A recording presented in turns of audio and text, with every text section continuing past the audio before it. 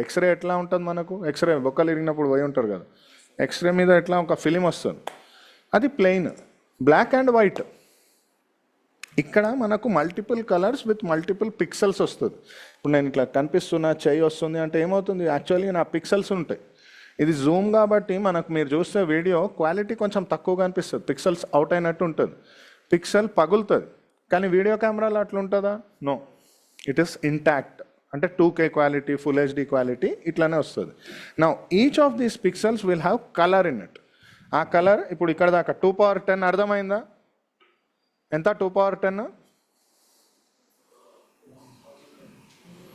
తరుణ్ ఏం చెప్పినా సడన్గా నేను మిమ్మల్ని అడుగుతా క్వశ్చన్లు, సింపుల్, డోంట్ కాంప్లికేట్. 2^8 ఇక్కడ చెప్తున్నది ఏంటి? 2^8 8 బిట్ అంటాము. 8 బిట్లో 256 కలర్స్ ఉంటాయి.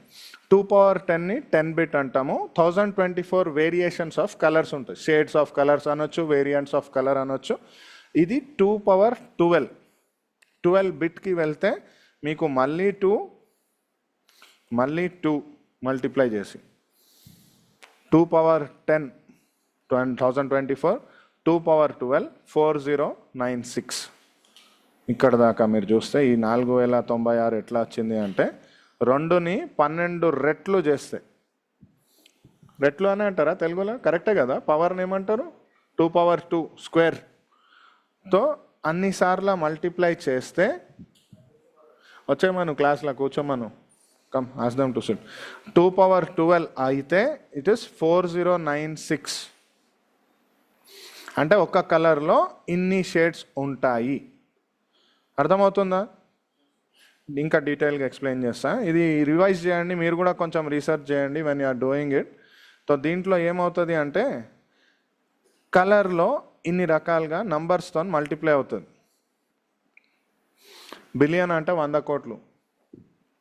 మన దేశంలో వాడారు, మన దేశంలో 1,00,000 కోట్లు ఇవి మాట్లాడతాం. అంటే Indians will speak in terms of lakhs and crores.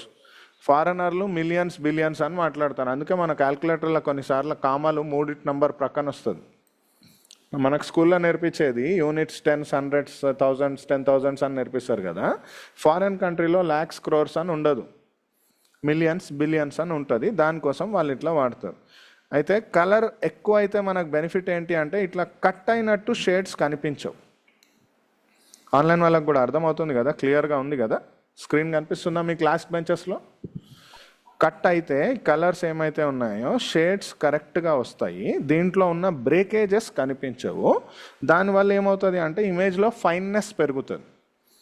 అంటే ఇంకిపోయినట్టు పిక్సెల్ టు పిక్సెల్ స్ట్రాంగ్ ఉంటే అది మంచిగా ఉన్నట్టు ఉంటుంది. ఇంకా మాస్ ఎగ్జాంపుల్లో మీరు ఇది గుర్తుపెట్టుకోవాలంటే జుట్టుతో కంపేర్ చేసుకోవచ్చు.